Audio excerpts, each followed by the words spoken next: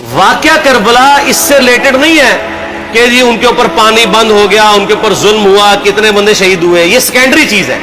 اصل چیز ہے کربلا ہوئی کیوں نبی علیہ السلام کی محنت کو 50 سال کے اندر اس لیول تک پہنچا دیا گیا کہ ہزاروں صحابہ زندہ ہیں اور نبی صلی اللہ علیہ وآلہ وسلم کی پوری اولاد ذبح کر دی جاتی ہے. ہم تو یہ کہہ نہیں رہے کہ کیسے ذبح کیا انہوں نے، آری چلائی تھی یا تلوار چلائی تھی، یہ تو واقعہ کربلا تو سب کو پتہ ہے، ان کی شہادت بھی سب کو پتہ ہے. جامعہ ترمذی میں حدیث ہے حسن و حسین جنتی نوجوانوں کے سردار ہیں اور ان کی والدہ جو ہے وہ جنتی عورتوں کی سردار ہے. اور المستدرک الحاکم میں حدیث ہے حسن و حسین جنتی نوجوانوں کے سردار ہیں اور ان کے والد ان سے بھی بہتر ہیں. تو یہ تو ڈیفینٹ حدیثیں ہیں، یہ تاریخ تو نہیں ہے، نبی علیہ السلام کے فرامین ہے. تو ان کی موجودگی میں ان کے ساتھ یہ کچھ کیا جائے تو ہم نٹی گریٹیز میں نہیں پڑھتے، ہم اس تھیم کے اوپر کہ یہ کون سی چیز تھی جس نے خلافت راشدہ کو ملوکیت میں بدل دیا، ہم اس تھیم کے اوپر بات کرتے ہیں. ہم کہتے ہیں چھوڑ دیں، بندے ہندے چھوڑیں. الٹیمیٹلی کیا نکلا ہے، کس کی وجہ سے ہوا ہے، وہ تو حدیث کی کتابوں میں موجود ہے.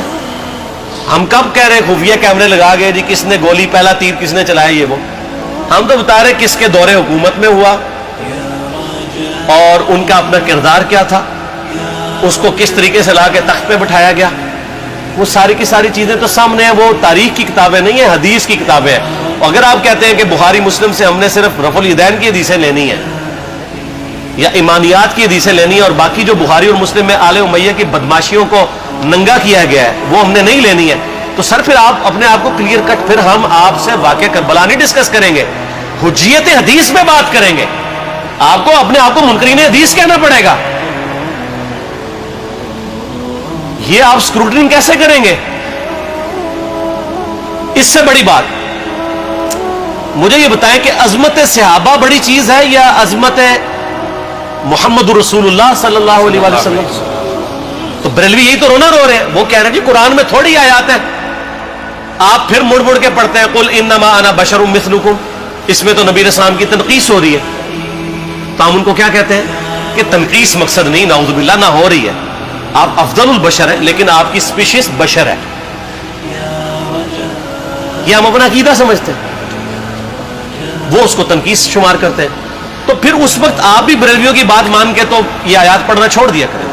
آپ کہتے ہیں نہیں آیات ہے کیوں نہ بیان کریں، تو ہم بھی کہتے ہیں احادیث ہے کیوں نہ بیان کریں کہ صحیح بخاری میں حدیث ہے 2812 عمار کو ایک باغی جماعت قتل کرے گی، وہ جماعت دوزخ کی طرف بلا رہی ہوگی اور عمار ان کو اللہ اور جنت کی طرف بلا رہا ہوگا.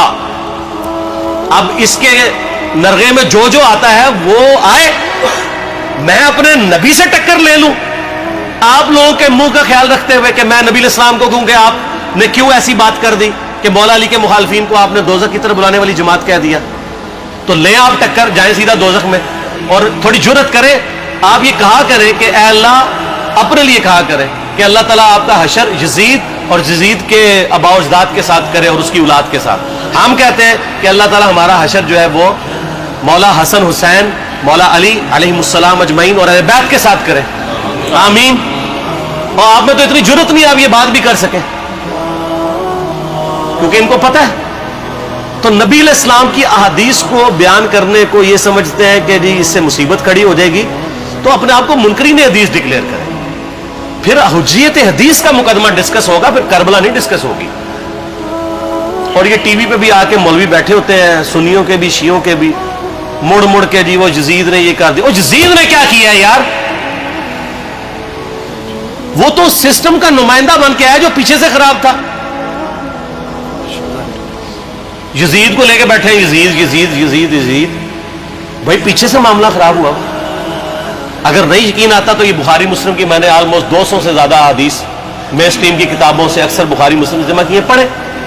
اور سر میں نے تو ان کو چیلنج دیا ہے یہ حدیثیں پڑھ کے نا اپنے ممبروں سے صرف ان حدیثوں کی تشریح اپنی پبلک کے سامنے کر دیں.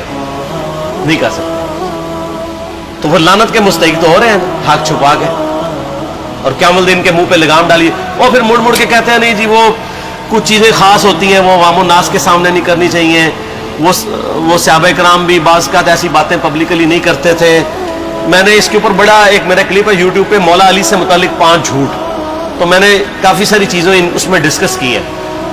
لیکن میں یہ کہتا ہوں کہ اللہ کے بندوں جو چیزیں نبی علیہ السلام نے منع کی ہیں بیان کرنے سے وہ تو ہم ڈسکس کر بھی نہیں رہے. میں نے آج تک آپ کو منافقین کے نام بتائے؟ آپ نے حذیفہ ابن یمان کو بتائے تھے نا آپ صلی اللہ علیہ وسلم نے, صحیح بخاری میں آتا ہے. تو میں نے آپ کو بتایا, آپ رازدار رسول تھے, وہ ختم ہوگی بات. میں نے کبھی ڈسکس کی ہے؟ اگرچہ میں نے صحیح مسلم کی حدیث 7035 نمبر ڈسکس کی ہے کہ نبی علیہ السلام نے فرمایا میرے صحابہ میں 12 منافق ہیں, وہ کبھی بھی جنت میں داخل نہیں ہوں گے یہاں تک کہ سوئی کے ناکے سے اونٹ میں گزر جائے, اور ان میں سے 8 ایسا ہے جس کی کمر پہ دوبیلا پھوڑا نکلے گا. میں نے آج تک آپ کو بتایا کہ کس کس کی کمر پہ دوبیلا پھوڑا نکلا اور اس کی موت اسی پھوڑے میں ہوئی ہے, بتایا؟ تو میں تو وہ چیزیں ڈسکس بھی نہیں کر رہا, میں وہ چیزیں ڈسکس کر رہا ہوں جو نبی علیہ السلام نے علامات النبوہ میں بتائی ہیں. یہ امام بخاری حدیث نبوت کی دلیل کے چیپٹر میں لے کے آئے ہیں, اور امام بہقی نے 3500 احادیث پر مشتمل ایک کتاب لکھی ہے دلائل النبوہ, کہ ہم نبی صلی اللہ علیہ وسلم کو نبی کیوں مانتے ہیں, اس کے اوپر. اور اس میں یہ ساری حدیثیں عمار ابن یاسر کے قتل والی لے کے آئے ہیں بتانے کے لیے کہ دیکھیں ہمارے نبی علیہ السلام کی نبوت کی دلیل ہے کہ آپ نے اپنی وفات کے آلموسٹ 30 سال کے بعد ہونے والے واقعے کو پہلے ہی بتا دیا. یہ حدیثیں چھپانے والی نہیں, بیان کرنے والی ہے, علامات النبوہ کی حدیث ہے. آپ کہتے ہیں چھپائیں, اگر کوئی حدیث دنیا میں نہیں چھپائی جا سکتی نا تو علامات النبوہ والی حدیث ہے, کیونکہ وہ تو نبی صلی اللہ علیہ وسلم کی نبوت کو جسٹیفائی کرتی ہے. ورنہ میرا ایک معصومانہ سوال ہے کہ نبی صلی اللہ علیہ وسلم نے یہ باتیں کر کے ان کے زوم میں نعوذ باللہ امت کو مصیبت میں ڈال دیا. آپ نے خود ہی فرمایا کہ یہ ہوگا. کیوں فرمایا آپ نے؟ میں تو بیان کر کے مجرم ہوں, تو جس نے مجھے خبر دی ہے ان کے بارے میں آپ کا کیا خیال ہے؟ یہ مسند احمد کی حدیث یہ میں نے گھر بیٹھ کے بنائی ہے کہ میری بیوی کا کیا حال ہوگا جس پہ ہوپ کے کتے بھونکیں گے. تو سیدہ عائشہ سے مجھ سے زیادہ نبی علیہ السلام کو محبت تھی, لیکن آپ اللہ کے پیغمبر تھے, آپ نے اپنے گھر کی خبر بھی نہیں چھپائی, بتا دی کہ یہ ہوگا. اور اس سے بڑھ کے آپ صحیح بخاری میں دیکھیں عمار ابن یاسر کا خطبہ ہے. میں نے یہ سارا, پریشان نہیں ہونا, یہ ریسرچ پیپر میں سارا کچھ موجود ہے, اور کوئی چیز بھی ایسی نہیں جو اس میں سکپ ہو. صحیح بخاری میں خطبہ ہے کہ عمار ابن یاسر کو مولا علی نے بھیجا کوفے میں. کوفے والے نیوٹرل ہو گئے تھے کیونکہ بصرہ سے سیدہ عائشہ آ رہی تھی, اور وہاں پہ انہوں نے کہا نہ ہم سیدہ عائشہ کا ساتھ دیں گے نہ مولا علی کا دیں گے. تو عمار ابن یاسر کو تیار کرنے کے لیے, یعنی وہاں کے جو عوام تھی اس قتال کے لیے, مولا علی نے بھیجا. تو سیدنا عمار ابن یاسر نے وہاں پہ کوفے کے منبر پہ خطبہ دیا. بخاری کے الفاظ ہیں, اوپر والی سیڑھی پہ عمار ابن یاسر نے حسن ابن علی کو بٹھایا, حالانکہ حسن ابن علی سے 4 گنا بڑی عمر تھی عمار ابن یاسر کی, 90 پلس ہو چکے ہوئے تھے, 3-4 گنا ان کی عمر تھی, لیکن اہل بیت کا احترام کیا. خود نچلی سیڑھی پہ بیٹھے. بخاری کے الفاظ ہیں کہ اے لوگوں اللہ نے تمہیں آزمایا ہے, ایک طرف دنیا اور آخرت میں تمہارے نبی کی بیوی ہے سیدہ عائشہ, دنیا اور آخرت میں, یعنی عزت اپنی جگہ قائم. یہاں لوگ سمجھتے ہیں کسی کی غلطی آ گئی تو پتہ نہیں کیا ہو گیا, وہ یار اس کا مرتبہ اپنی جگہ ہے, غلطی اپنی جگہ ہے, پیغمبر نہیں ہے وہ. اور دوسری طرف علی ابن ابی طالب ہے. اللہ اب دیکھے گا تم عائشہ کی اطاعت کرتے ہو یا اللہ کی, علی کی نہیں اللہ کی. کیوں؟ یا ایھا الذین آمنوا اطیعوا اللہ واطیعوا الرسول واولی الامر منکم. ان کا اولو الامر مولا علی ہیں, ان کی اطاعت واجب ہے. یہ اللہ نے آزمایا ہے کہ اللہ کی اطاعت کرتے ہو یا عائشہ کی. اور آپ حیران ہوں گے, یہ حدیث امام بخاری حضرت عائشہ کی فضیلت والے چیپٹر میں لے کے آئے ہیں. اگر امام بخاری مشورہ کر لیتے نا ناسبیوں سے تو انہوں نے کہا تھا سر آخری صحیح رکھو, پچھلا رہن دو, بلکہ پچھلے والا رکھو آخری والا رہن دو, کہ عائشہ دنیا اور آخرت میں. وہ حدیث گھٹنے کا میں آپ کو طریقہ بتاتا ہوں, کاٹ چھانٹ کرنے کا. وہ آدھی حدیثیں لکھتے ہیں نا, آدھی حدیث ایسے لکھتے ہیں امام بخاری کہ سیدہ عمار ابن یاسر نے خطبے کے دوران فرمایا کہ سیدہ عائشہ دنیا اور آخرت میں تمہارے نبی کی بیوی ہے, بس. لیکن امام بخاری نے پوری حدیث لی ہے, آگے وہ بھی ڈالا ہے کہ اللہ آزما رہا ہے کہ عائشہ کی اطاعت کرتے ہو یا اللہ کی؟ جیسے آپ کے علماء کر رہے ہیں. صحیح مسلم کی حدیث 6488 آدھی بیان کرتے ہیں سارے مولوی، بریلوی، دیوبندی، اہل حدیث سب. میرے صحابہ کو برا مت کہو.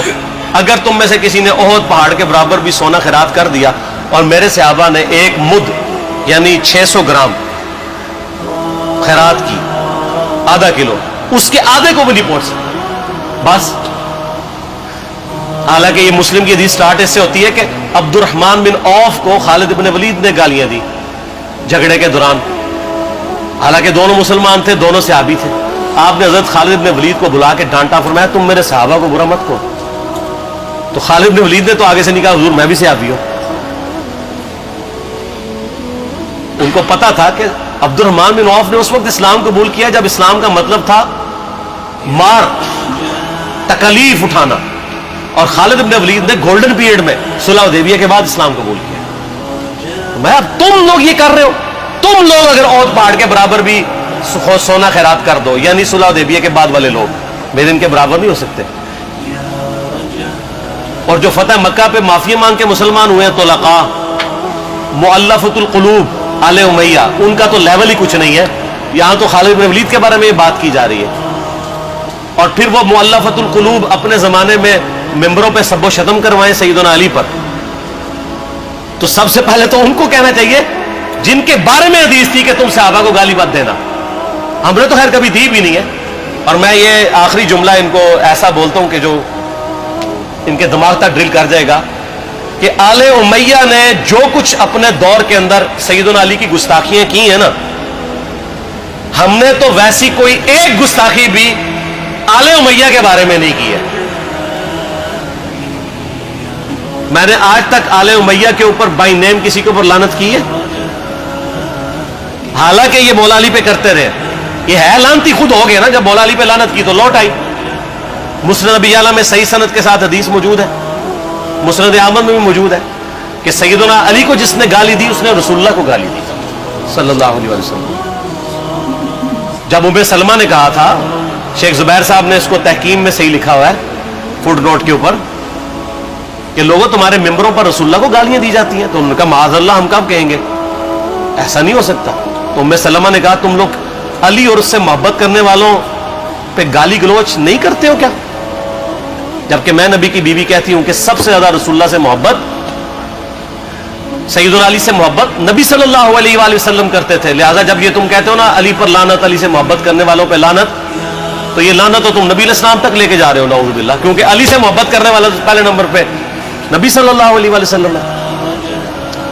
اور پھر کہتے ہیں سب کا مطلب تنقید ہے. اور نہ، پرانیاں گلاں، پرانے بابے، پرانے بزرگ جھوٹے ہو.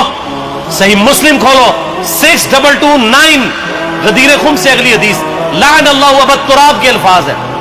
مٹی والے ابن ابی طالب پر لعنت، یہ الفاظ موجود ہے. سب کا ترجمہ لعنت ہی ہے، تنقید نہیں ہے. اچھا پھر میرا معصومانہ سوال ہے کہ اس کا مطلب ہے صحابہ پہ تنقید کرنا اچھا کام ہے؟ کہیں گے نہیں. تو بتاؤ یہ برا کام کون کرتا تھا؟ شیعہ کا ابا کون ہے؟ رافضیوں کا ابا کون ہے؟ آل امیہ. تو لہذا شیعہ نو میں کہنا کہ تسی شیخین کے اوپر بکواس اور تبرہ کرنے کی بجائے نا اب لوگوں کو حقائق بتائیں کہ ٹوٹی کمند کہاں. سب مجرمین آل امیہ ہے. اور یہ آل امیہ اور بنو ہاشم کی لڑائیاں نبی اسلام کی بعثت سے پہلے چل رہی تھی، صدیوں سے چل رہی تھی.